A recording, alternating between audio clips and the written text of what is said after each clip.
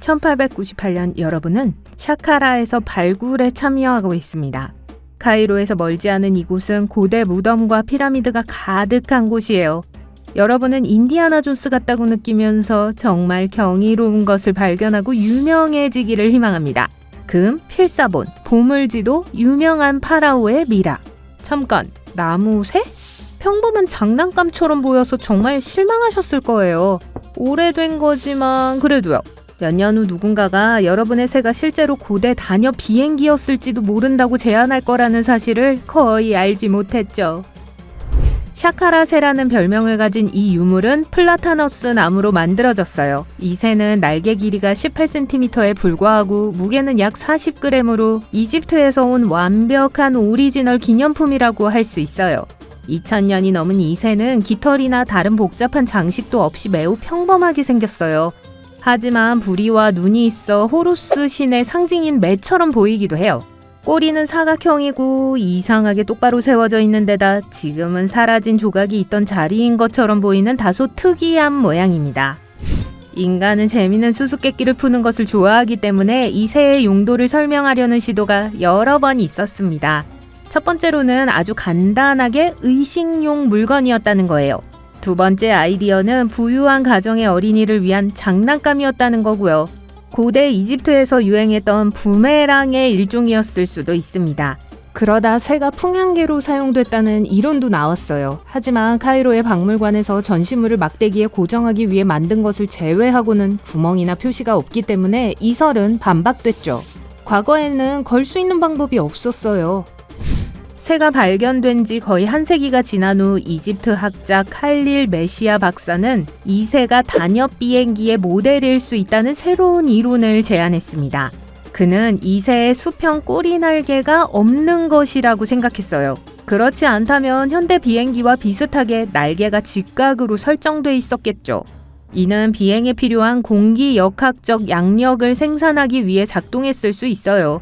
메시아 박사는 또한 당시에는 무덤에 기술 발명품의 미니어처 모델을 배치하는 것이 일반적이었다고 주장했습니다. 그렇다면 고대 이집트인들이 정말 기원전 200년의 비행기를 발명했을까요?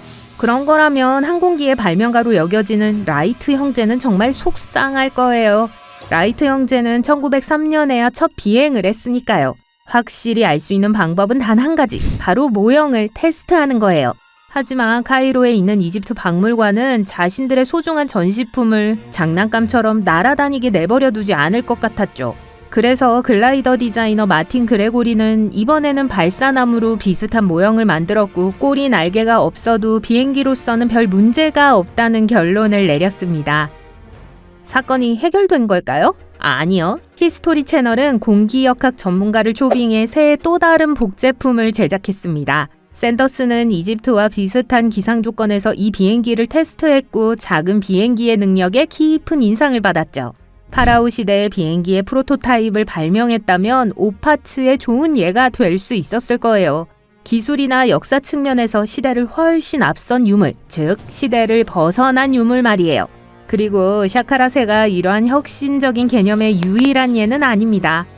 1901년 한 그룹의 다이버들이 그리스 안티키테라 섬 근처의 수중 난파선에서 안티키테라 메커니즘을 회수했어요. 세계 최초의 아날로그 컴퓨터라고 불리는 이 기계는 기원전 100년경에 만들어진 것으로 추정됩니다. 이 청동 메커니즘은 태양, 달, 행성, 별의 위치는 물론 달의 위상, 다가오는 일식 날짜, 심지어 달이 하늘을 통과하는 속도까지 알 수 있었어요. 누가 어떻게 어디서 만들었는지 아무도 확신하지 못합니다. 하지만 당시로서는 매우 정밀하고 너무나 발전된 기술이라는 건 분명해요. 세계 최초의 수세식 화장실은 20세기 중반에 발명됐어요. 농담이에요. 지중해 크레타 섬의 고대 미노아 문명과 인더스 밸리 문명은 약 4,000년 전 동시에 이 놀라운 발명품을 만들어냈어요.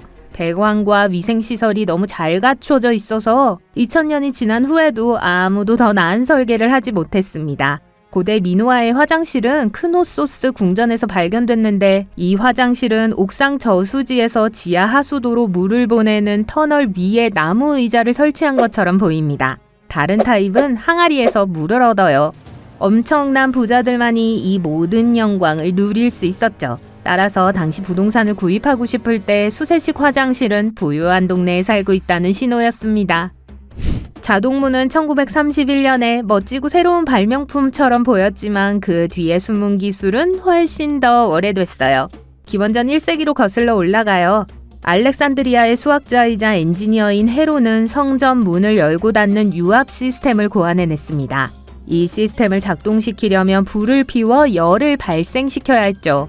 불 아래에는 물이 반쯤 채워진 놋솥이 있었습니다. 발명가는 놋쇠 냄비를 추역하를 하는 용기에 연결했어요. 불이 타오르자 물이 용기로 이동했습니다. 그리고 내려가서 밧줄을 당겼죠. 생각할 겨를도 없이 눈앞에서 열리는 슈퍼마켓 문과 다를 바가 없었어요. 헤론의 문이 열리는 데에는 몇 시간이 걸렸고 그 과정을 멈출 방법이 없었습니다. 그래서 하루에 한 번만 사람들이 사원에 들어가기 전에 문을 열어 의식 중에 사원에 신비감을 더했어요. 으스스하네요. 최초의 배터리는 약 2000년 전 바그다드에서 발명된 것으로 보입니다.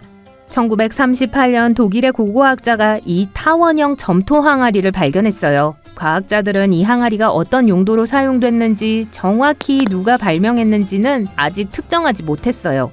귀금속으로 물체를 전기 도금하는 데 사용됐다는 설이 있습니다. 식초와 같은 약산을 채우면 배터리에서 약 1볼트의 전기가 생산된다고요. 또 다른 설에 따르면 신성한 두루마리를 담는 그릇이었다고 합니다. 레오나르도 다빈치가 직접 디자인한 콘택트 렌즈를 구매하고 싶으신가요? 1508년 그는 한쪽에 깔때기가 있는 유리 렌즈를 발명했습니다. 이 렌즈를 착용하고 안쪽에 물을 넣으면 시력을 개선할 수 있었죠. 조금 불편할 것 같긴 하네요. 그래서 약 1세기 후 프랑스 과학자 르네 데카르트는 이 아이디어를 개선해서 각막에 접촉하는 미래형 렌즈를 만들기로 결정했습니다. 눈에 접촉하기 때문에 콘택트 렌즈라고 하는 거겠죠?